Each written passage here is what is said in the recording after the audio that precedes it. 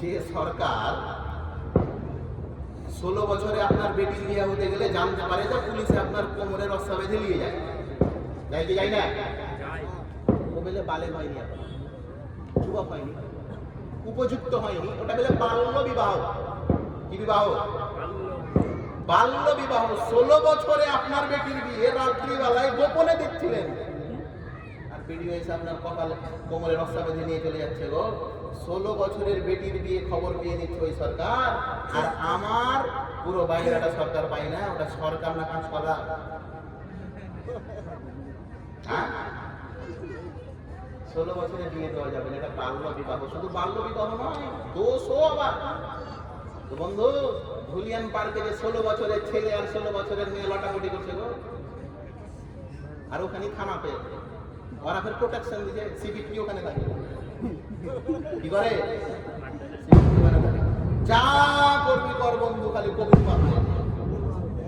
কি বাদ দে? কবুল বাদ দে। এই হচ্ছে আমাদের সমাজ ব্যবস্থা। নাউজুবিল্লাহ, আস্তাগফিরুল্লাহ।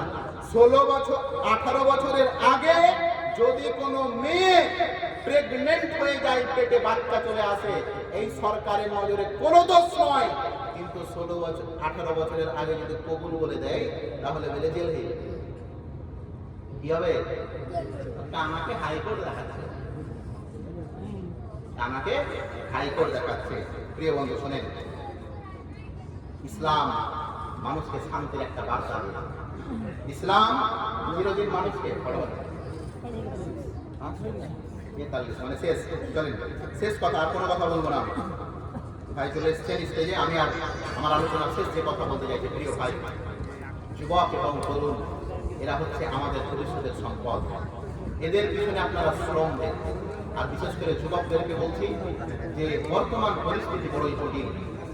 এই জটিল পরিস্থিতিতে আল্লাহ এবং আল্লাহ রসুলকে এগিয়ে ধরেন। ইনশাআল্লাহ আল্লাহ এবং আল্লাহ রসুল আমার আপনার ইহকাল এবং পরকাল, আল্লাহ পাক রব্বুল আলামিন আমার আপনার ইহকাল এবং পরকাল শুধরে দেবেন। আল্লাহ যেন আমাদের সকলকে সঠিক পথে চলার তৌফিক দান করেন। আমিন। ওয়া আখিরু দাওয়ানা আলহামদুলিল্লাহি রাব্বিল আলামিন। আসসালামু আলাইকুম ওয়া রাহমাতুল্লাহি ওয়া বারাকাতুহু।